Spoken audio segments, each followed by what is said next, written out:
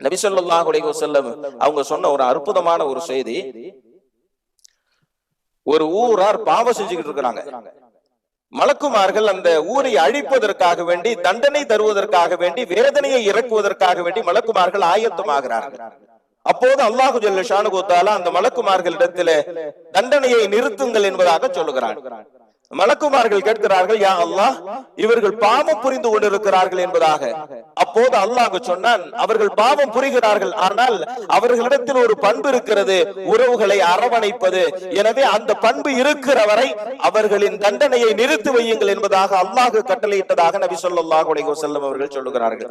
பாவம் புரியக்கூடிய ஒருவனின் தண்டனையை கூட அவனிடத்தில் இருக்கக்கூடிய உறவை அரவணைத்தல் என்கின்ற நல்ல பண்பு தண்டனையை நிறுத்தி விடுகிறது என்று சொன்னால் இது எவ்வளவு அற்புதமான ஒரு பண்பு என்பதை நாம் புரிந்து கொள்ள வேண்டும். மேலும் நபி ஸல்லல்லாஹு அலைஹி வஸல்லம் அவங்க சொன்னாங்க, நாளை மறுமையில் அல்லாஹ்வினுடைய விசாரணையை இலகுவாக்க கூடியது உறவை அரவணைப்பது என்பதாக நபி ஸல்லல்லாஹு அலைஹி வஸல்லம் சொன்னார்.